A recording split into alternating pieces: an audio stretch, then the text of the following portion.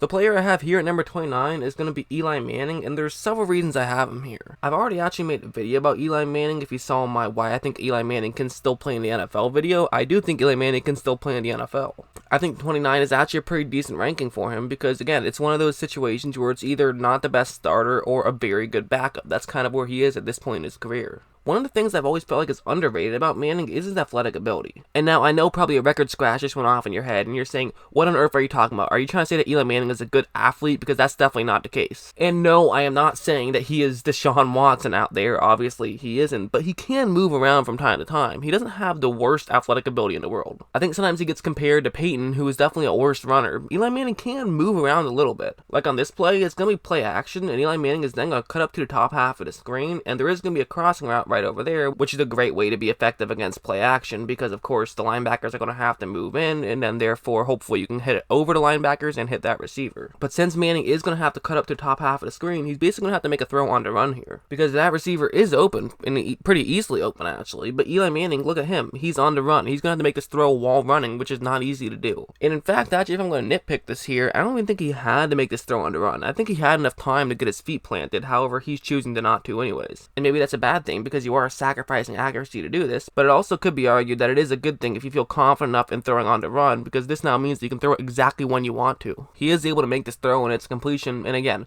no one's going to compare him to Aaron Rodgers out there. I get it. Manning does not run the ball very often, and that is not a key part of his game, but he can at times make good throws, especially on the run. He has pretty solid footwork as well, and this one will be a good example of it. It's going to be a cover 2 zone, and as you see, New York does have a receiver running that route right there, and at the end of that route, it could very well get open. It'll be in a gap in coverage just before the safeties, but just past the linebackers, and Manning could look to throw it there. And one thing you're going to see is after this ball snapped and the play develops is that a receiver does get relatively open there, but not incredibly open. But one thing Manning's going to do a very good job of here is make sure that he gets his feet planted and gets in perfect position to try to make this throw. Because of that, he now can try to thread the needle, and threading the needle is going to be exactly what he does as he makes a very good throw that results in a catch. He's an athlete. I mean, those are athletic plays. He's a physically gifted person. I think people don't often realize that, especially with some of these less mobile quarterbacks, is how physically gifted you have to be able to make some of these plays. When I made my video about why I think Eli Manning can still play in the NFL, that was actually a big part of it. You know, on this channel, I think you guys have realized if you've been watching me for long enough, I don't just do hot takes for the sake of doing hot takes. Yes, I will have the occasional take that's different than the norm, but every time I do that, it's because I genuinely believe it. If you talk about enough things, you are going to have certain opinions that are contrary to the popular belief, and I kind of pride myself on the fact that I don't just listen to other people and then say, okay, I'll agree with them. I give my honest opinion on these things, and sometimes that does cause some backlash, but I think as a whole, at least you guys know that I'm genuinely going to say what I feel. That's why I have Manning at 29, where a lot of guys would have him at like 37 or off the list, because I think that he belongs here. I think that he's still starting level talent, even if it's one of the lesser starting quarterbacks in the league. He's also a veteran quarterback who tends to notice some things that other guys just probably wouldn't notice. Like on this play, it's going to be a cover 1 blitz, and those will be the routes that the Giants in the top half of the screen will be running. As of right now, his number 1 receiver has some space and is open enough that Eli Manning should try to make a throw there. And he knows that, by the way, that he's literally already thrown the ball. He threw this ball the second he saw that his receiver was going to be open. But that's not really anything too special, right? I mean, yeah, he pulled the trigger a little bit early, which is, you know, good awareness, I guess. Doesn't really matter too much. But it actually matters a lot. Largely because of look at J.J. Watt here. If I were to advise a quarterback going up against J.J. Watt, I would simply say, imagine J.J. Watt is 10 feet tall. Honestly, that's what I would say, because he has that uncanny ability to get his hands up and knock the ball away. But despite that, Eli still had the awareness to throw it exactly where he needed to throw that ball, and it ended up in a completion.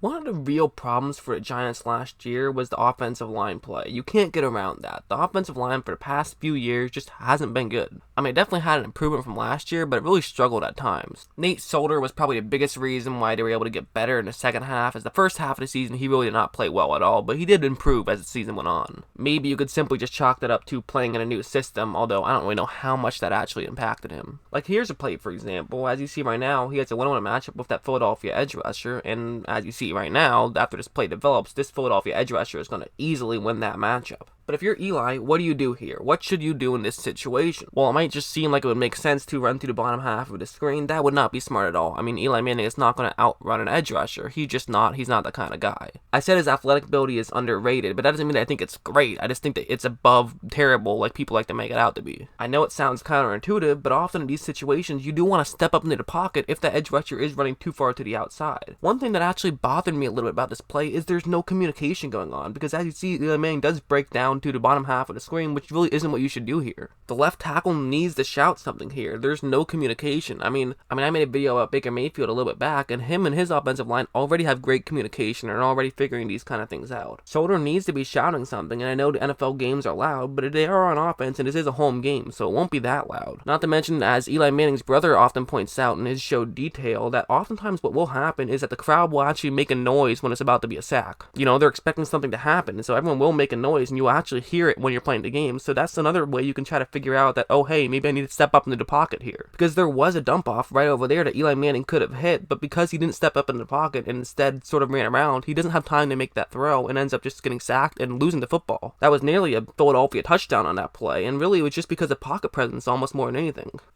Granted, Solder didn't really help him out too much by completely getting owned in that one-on-one matchup, but you gotta be better than that. This one's another interesting one when it comes to offensive line play, as take a look at that left guard right there and see it as a one-on-one matchup. Mostly what I want you to take a look at is how terrible of a job he's going to be doing blocking here. To me, I'm not sure if he just got lost or if he's just being lazy, but there's just no way you should just let a guy go completely by you like that. Not only that, because at this point, if he just got his right arm around and pushed that Philadelphia player as far as he possibly could, then Manning could at least run in that direction and try to move up in the pocket and potentially gain some yards. He would at least give his quarterback a chance there, but he didn't even do that, and that's one of the most difficult plays you'll ever face as a quarterback. What can you do there? You just got sacked, and it's not your fault at all on that one. Well, the first play was a bad play by Soldier, but also a bad play by Eli. This one is really just a bad play by his guard. I'm bringing that play up to show that the offensive line was definitely far from perfect last season, but make no mistake about it, Eli Manning definitely did himself no favors, and honestly, he might be one of the worst quarterbacks to have a bad offensive line with. And honestly, I don't know how much of it is a physical thing. A lot of it is kind of his football IQ, weirdly, because he's so good at reading defenses, but his pocket presence definitely is lackluster from time to time. Like on this one, really that Philadelphia Eagle is going to be the one that you're going to take a look at. Mostly because he's going to do a great job of creating pressure and getting to Eli Manning very quickly, so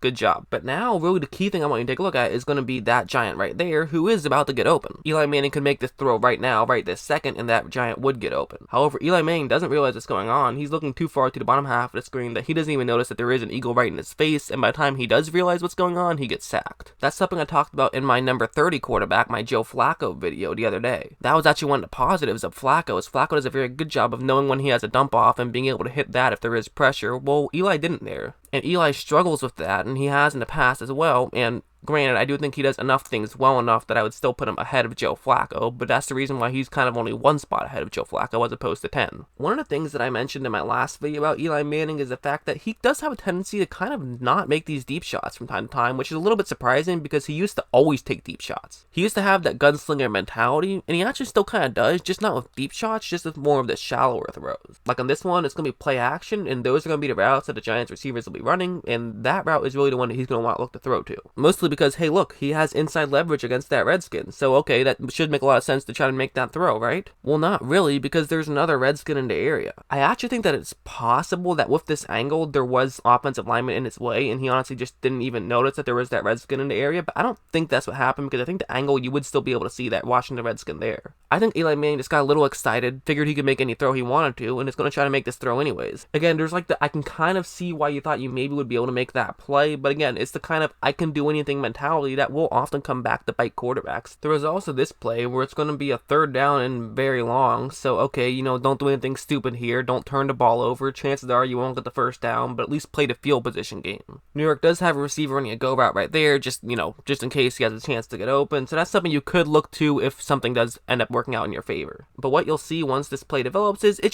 didn't work out. That Redskin is just 5 yards further down the field than the Giant who's running the go route, so you couldn't throw it there. And even if you had enough faith in your receiver to try to win that one-on-one matchup with a jump ball, there's also a safety who's deep. So, you just can't throw it there, and that's okay. So Eli Manning should now look to try to make something else happen and pick up some yards, and no, he's actually going to throw it deep anyways. Again, that's just a bad decision of feeling like he can do whatever he wants, and once again, it ends up intercepted. I know it's going to sound like I'm contradicting myself by saying he didn't really have that gunslinger mentality too much, but now I'm showing plays of him having a gunslinger type mentality. But I never said he never will make those shots like that. He just doesn't do it as frequently as he once did. He will still occasionally get bit by the I can do anything bug and just make some bad throws. Granted, has to be mentioned, he cut back on it a lot last season than he had in seasons prior, so you have to give him some credit for that. But again, this is not a negative video about Eli Manning. He he did make the top 29. I mean, that's pretty impressive. Not where he would be in the prime of his career, but still pretty solid. This play was actually an incredibly athletic play, and also this is a very well done play, and I'll show you what's going to happen. They have a receiver running that route right there, which will in theory get the safety who's in charge of covering the bottom right hand corner of the screen to go further to the top and also further deep.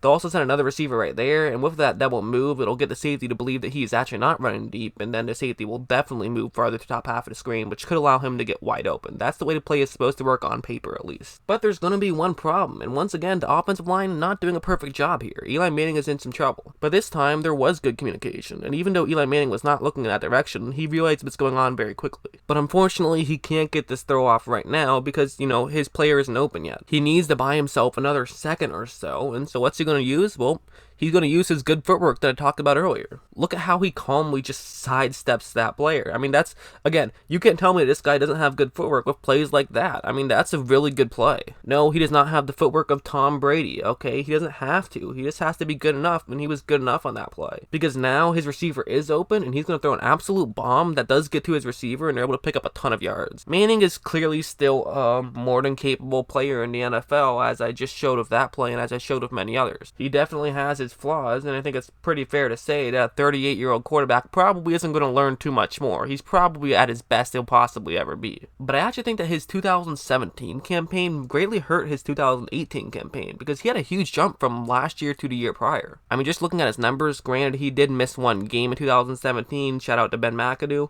but even with that, he threw for 4,299 yards in 2018, while he only threw for 3,468 in 2017. He threw 2 more touchdowns and 2 less interceptions, so nothing really changed there, especially with the missed game. It probably was maybe even a little bit worse. But Manning ended up with a 92.4 passer rating in 2018, whereas he only had an 80.4 in 2017. Granted, passer rating is a very flawed stat, but it does go to show that he definitely had an improvement from last year to the year prior. He also had 0.4274 points gained per snap, which is actually 8th best in the NFL. Granted, I definitely think that his age is a problem, which is why I couldn't put him much higher than that, and also some other problems that I mentioned, and plus, I think stats just don't tell the whole story. But in my opinion, Manning is still a very capable player and deserving of the number 29 spot on this list.